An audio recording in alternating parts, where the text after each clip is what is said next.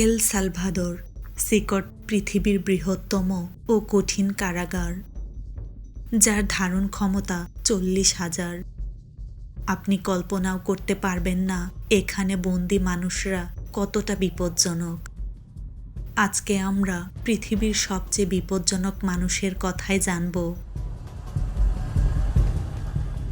তাহলে চলুন আজকে আমরা এল সালভাদরে নির্মিত পৃথিবীর সবচেয়ে বড় জেলখানা সিকট সম্পর্কে জানা অজানা তথ্যই জানব।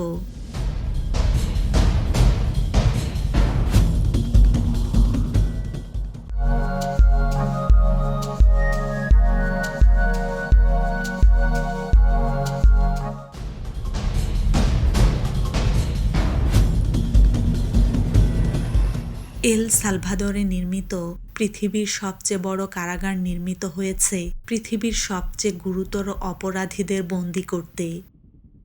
যারা এখানে প্রবেশ করে তারা জীবদ্দশায় আর কোনোদিন এখান থেকে বের হতে পারে না।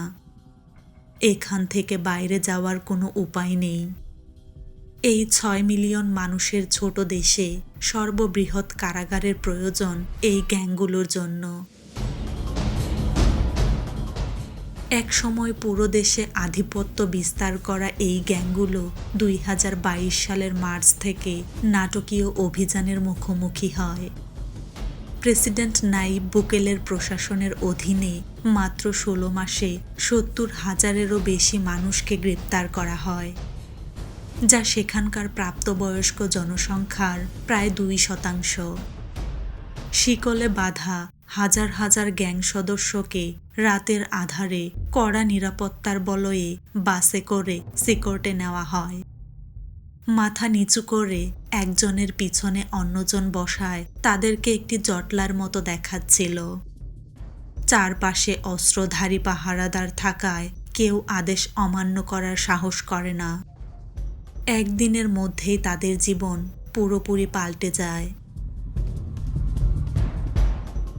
2022 সালে নির্মিত এই বিশাল কারাগারটি 8টি পৃথক মজুর নিয়ে গঠিত, যা 410 একর জমির উপর অবস্থিত। প্রতি জোড়া 2টি পৃথক 3 মিটার উঁচু দেয়াল দ্বারা ঘেরা, যার মধ্যে রেজার ওয়্যার দেওয়া রয়েছে।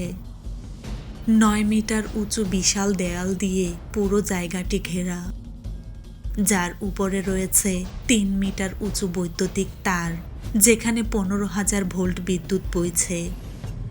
চারপাশে 19টি ওয়াচ টাওয়ারের মাধ্যমে কোনো কিছুই নজর এড়ায় না। এই সম্পূর্ণ নকশাটি কেবল পালাতে বাধা দেয় না, এটি এর ধারণাটিও মুছে দেয়। এই এলাকাটির নিরাপত্তা দিতে 600 জনেরও বেশি সৈনিক এখানে কাজ করছে। এই উচ্চ ক্ষমতা সম্পন্ন এক্স-রে স্ক্যানারটিতে হার্ট, এমনকি শরীরের অঙ্গ প্রত্যঙ্গ দেখা যায়। এটি মূলত নতুন বন্দীদের স্ক্যান করতে ব্যবহার করা হয়, এটা নিশ্চিত করতে যে কেউ নিষিদ্ধ কোনো বস্তু বহন করছে কিনা। তারা জিনিসগুলো গিলে ফেলত অথবা জনিপথ বা পায়ুপথ দিয়ে নিয়ে আসার চেষ্টা করত, যেমন micro SD memory card, microchip. শুধু এগুলোই নয়, এমনকি ফোনের চার্জারও। এটা নিবন্ধন রুম, এটা শুধু বন্দীদের জন্যই। যখন অপরাধী রাস্তায় ধরা পড়ে, তাদের আইডি থাকে না এবং তারা নাম বলে না।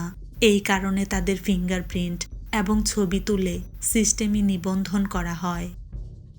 একবার সিকটের স্থায়ী সদস্য হলে বন্দীদের বাকি জীবনের জন্য প্রিয়জনের সাথে সকল যোগাযোগ বিচ্ছিন্ন হয়ে যায়, কারণ পরিবার পরিদর্শন একেবারেই নিষিদ্ধ।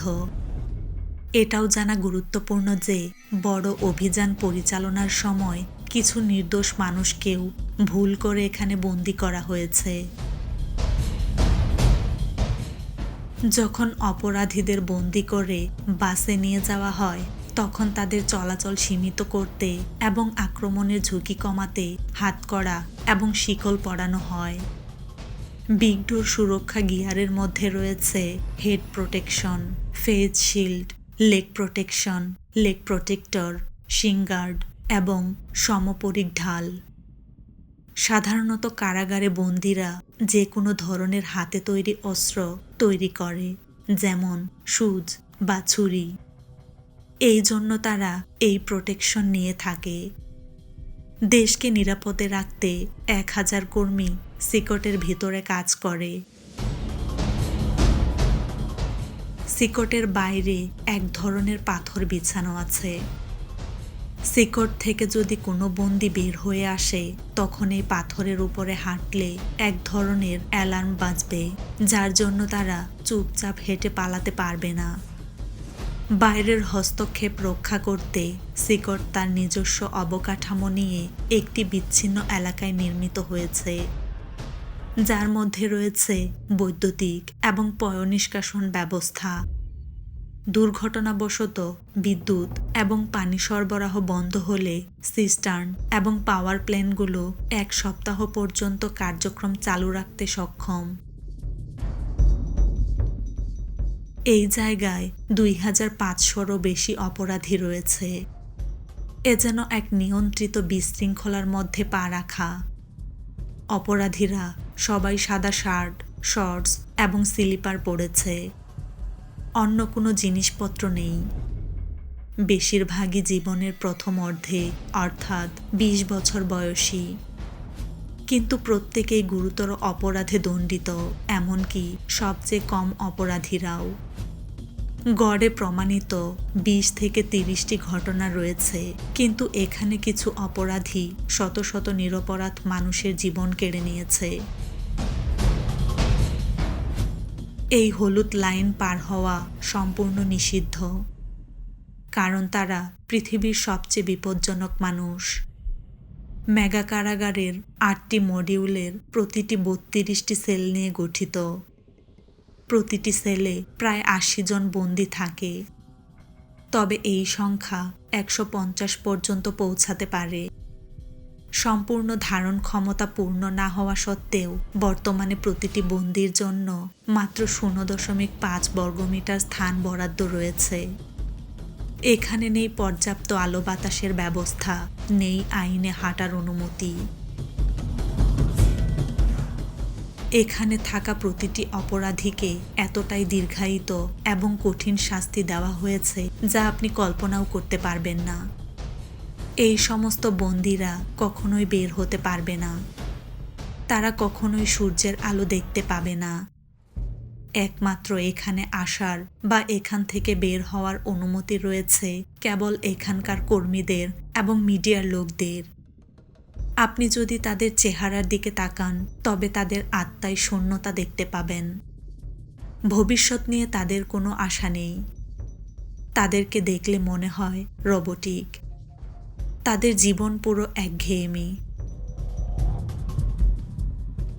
এই খোলা জায়গাটি তাদের টয়লেটের জন্য। তাদের 80 জন বন্দীর জন্য মাত্র 2টি টয়লেট রয়েছে। এটা আসলেই খুবই লজ্জাজনক। এর মাধ্যমে এই পুরো বন্দীদের আত্মবিশ্বাস আসলে ভেঙে যায়। এই একই জায়গায় যেখানে তারা টয়লেট করে, আবার সেই একই জায়গায় তারা গোসলও করে। নিজেদের পরিষ্কার করতে তারা প্লাস্টিকের ডিপার এবং একটি শেয়ার করা বেসিন ব্যবহার করে। এখানে কোনো পানির প্রবাহ নেই। এই বন্দীরা পানি পান করার জন্য একটি নীল প্যানেলের ওপর নির্ভর করে। তারা সবাই এখানে ঘুমায় একটি ধাতব ব্যাংকে।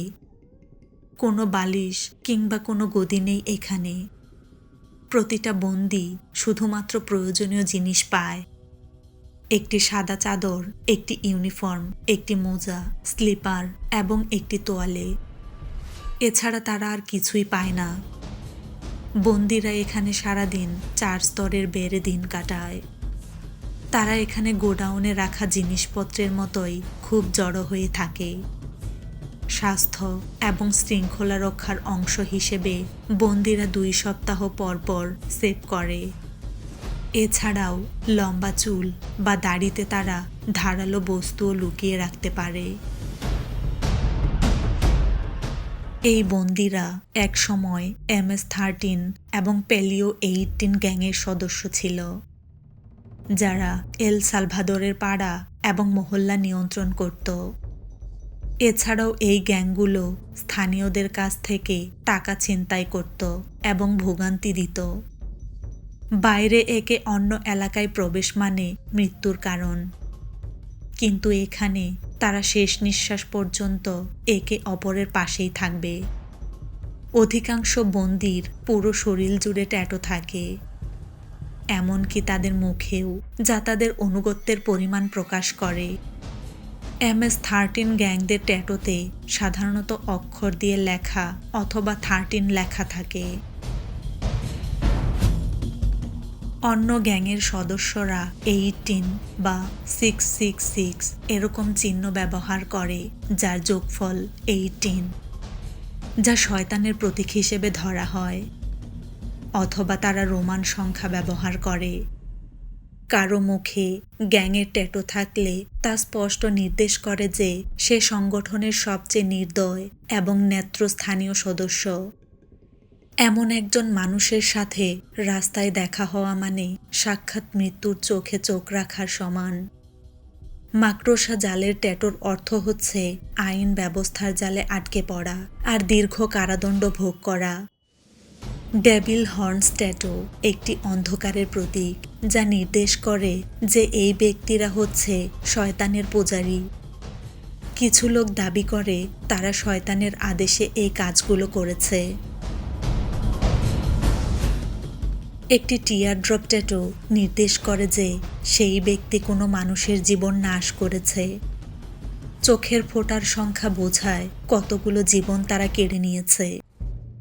যদি 3টি টিয়ার ড্রপ থাকে, তাহলে এর মানে এই ট্যাটুর মালিক এতগুলো জীবন কেড়ে নিয়েছে যার হিসেব নেই। লাভ লাউড ট্রাইলেটার এই ক্রাউন ট্যাটুগুলোর একটি স্পষ্ট বার্তা হচ্ছে কঠিন সময়ে তুমি শক্ত থাকো আর পরিণতি পরে ভুগবে। নিরাপত্তা কর্মীরা উঁচু জায়গা থেকে নিয়মিত বন্দীদের ওপর নজর রাখছে। এখানে সন্দেহজনক কিছু ঘটলে তারা তৎক্ষণাৎ হস্তক্ষেপ করবে। চারপাশে প্রতিটি কোণায় থাকা ক্যামেরার মাধ্যমে তারা 24 ঘন্টা এই এলাকায় নজরদারি রাখে, যাতে কোনো কিছুই নজর না এড়ায়। নজরদারির জন্য মডিউলগুলো দিনরাত ব্যাপী আলোকিত রাখা হয়। সূর্যাস্তের পরেও আলো জ্বলতে থাকে। এখানে তারা বন্দীদেরকে বাইবেল থেকে কিছু গুরুত্বপূর্ণ পাঠ শেখাচ্ছে। এখানেই তাদের শারীরিক ব্যায়াম করানো হচ্ছে এবং পাশেই তাদের ট্রেনার। অস্ত্রধারী পাহারাদারদের নজরদারিতে এই কার্যক্রমগুলো সপ্তাহে মোট 1 ঘন্টা চলে। এখানে তাদের 3 বেলা খাবার দেওয়া হয়। চিকেন বা মাংসের মতো কোনো পুষ্টিকর খাবার তালিকায় নেই।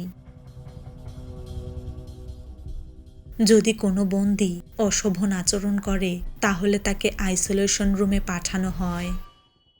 সে কখনোই জানবে না সময় সম্পর্কে বা কতদিন তাকে এখানে থাকতে হবে।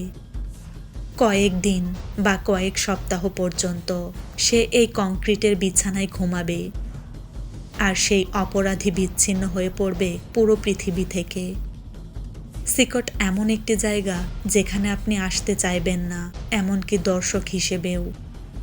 কিন্তু যারা সালভাদোরিয়ানদের ভিকটিম বানিয়েছে, এইটাই তাদের চিরকালের বাসস্থান। এরা নিরপরাধ মানুষদের জীবন কেড়ে নিয়েছে, তাই তারা এখন তার প্রতিদান দিচ্ছে। সালভাদোর সরকারের স্পষ্ট বার্তা, এখানে অপরাধ সহ্য করা হবে না এবং এর শাস্তি হবে কঠিন। চরম বিশৃঙ্খলার কারণে এক সময় সালভাদোর সবচেয়ে বেশি মৃত্যুহারের দেশ ছিল। আর ওই সময় প্রতি 1 লক্ষ মানুষের মধ্যে 104 জন প্রতি বছর তাদের জীবন হারাতেন। পূর্ববর্তী প্রশাসন এই গ্যাংগুলোর সাথে শান্তি চুক্তি করতে রাজি হয়েছিল, কিন্তু তারা শৃঙ্খলা আনতে পারেনি। যদিও বর্তমান সরকারের পদ্ধতিগুলো বিতর্কিত, তবুও 2023 সালের মধ্যে এই সংখ্যা নাটকীয়ভাবে কমে দাঁড়িয়েছে প্রতি 1 লক্ষে 2.4, যা এল সালভাদোরকে প্রথমবারের মতো সবচেয়ে সুরক্ষিত দেশগুলোতে জায়গা করে দিয়েছে। শান্তি ফিরে এসেছে এবং এই ফলাফল অস্বীকার করার কোনো সুযোগ নেই। কিন্তু যাদের অন্যায়ভাবে কারাগারে বন্দী করা হয়েছিল তাদের কি হবে? বিশৃঙ্খলা নিয়ন্ত্রণ করতে এটাই কি সঠিক ন্যায় বিচার? আর এটাই কি স্থায়ী সমাধান নাকি অস্থায়ী সমাধান? এখন পর্যন্ত এই উত্তর স্পষ্ট নয় এবং সমস্ত পৃথিবী তাকিয়ে আছে। তো আজকে আমাদের ভিডিও আপনাদের কেমন লাগলো কমেন্ট করে জানাবেন। ভালো লাগলে অবশ্যই লাইক শেয়ার করবেন সবার সাথে। এই রকম ভিডিও দেখতে আমাদের চ্যানেলটি সাবস্ক্রাইব করে পাশে থাকুন।